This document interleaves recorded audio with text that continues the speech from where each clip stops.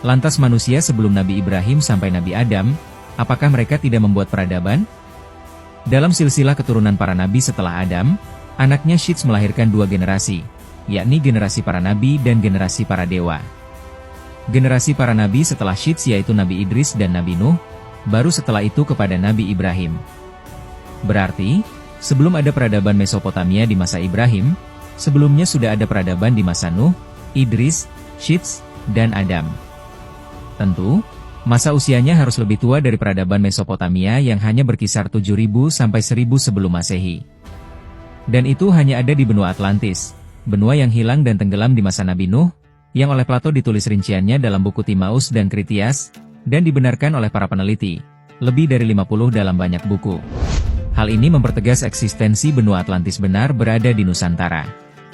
Sundaland, Sundalandia, merupakan tempat kebudayaan manusia pertama, dari masa Nabi Adam sampai Nabi Nuh, hingga akhirnya benua ini tenggelam dan menjadi kepulauan di Indonesia, meliputi Semenanjung Melayu, Pulau Sumatera, Pulau Jawa, dan Pulau Kalimantan. Plato tidak berbohong, dan kita tidak boleh menutupi sejarah. Manusia di dunia berawal dari Sundalandia, yang sudah ada lebih awal, yakni sejak 11.600 sampai 15.250 sebelum Masehi. Salah satu peradabannya yang masih tertimbun adalah piramida Gunung Padang di Cianjur, Jawa Barat. Dari hasil penelitian para ahli, ditemukan bahwa usia karbon di sana sudah ada sejak 11.000 sampai 25.000 sebelum Masehi. Inilah peradaban dunia pertama, sekaligus peradaban manusia pertama kali ada, pada zaman Nabi Adam, Syits, Idris, dan Nabi Nuh. Peradaban dunia, bila dirinci berurut, adalah sebagai berikut.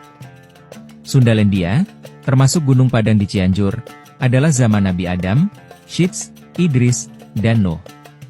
Hingga terjadinya banjir pada masa skala waktu geologi Holosen, atau disebut juga sebagai kala aluvium, yaitu masa di mana sebagian besar es di kutub sudah mulai lenyap sehingga permukaan air laut naik lagi. Tanah-tanah rendah di daerah paparan Sunda dan paparan Sahul tergenang air dan menjadi laut, transgresi, hingga muncullah pulau-pulau di Nusantara.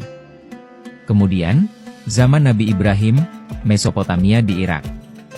Lalu disusul India kuno, Mohenjo-daro, Pakistan yang merupakan zaman para dewa keturunan Nabi Syits dari Anwar. Kemudian muncul peradaban Mesir kuno, Sungai Nil, zaman Nabi Musa. Lalu Mesoamerika di Meksiko, beririsan dengan Cina di bawah Kaisar Kuning, Dinasti Xia. Barulah Yunani kuno, peradaban Minoan, zaman Nabi Daud. Lalu Persia, zaman Raja Salomo atau Sulaiman. Candi Borobudur disinyalir salah satu buah peradaban Nabi Sulaiman di negeri Sabah, Wonosobo. Salah satu bukti paling kuat adalah ditemukannya surat dari Nabi Sulaiman bertuliskan Bismillah di atas sebuah plat emas di dalam kolam pemandian Ratu Sabah di daerah Sleman, Jawa Tengah. Jika memang benar, maka kita sudah tahu kapan Candi Borobudur dibuat, di bawah pengawasan Nabi Sulaiman. Dan seterusnya hingga peradaban sekarang. Dari penjelasan tadi dan referensi sejarah, juga peradaban manusia, kita bisa simpulkan bahwa Nabi Adam diturunkan ke bumi, tepatnya di Al-Hind, Sundalandia, benua Atlantis yang hilang, di Pulau Jawa, dengan keadaan alam seperti surganya dunia. Dengan diturunkannya Nabi Adam sebagai manusia pertama, menggantikan zaman kepunahan makhluk purba, di Sundalandialah peradaban manusia pertama dimulai, dengan berdirinya negeri Atlantis yang pernah digambarkan oleh Plato dalam bukunya.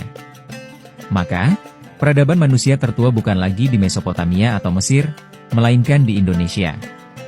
Dan hal ini perlu terus dikaji ulang, diberi perhatian lebih, terutama oleh pemerintah, untuk terus mensupport dan mendanai penelitian di Gunung Padang, Cianjur, hingga dunia benar-benar yakin dan percaya bahwa Nusantara merupakan basis utama peradaban manusia di dunia ini. Bagaimana pendapat kalian? Tulis di kolom komentar. Sampai jumpa di video selanjutnya.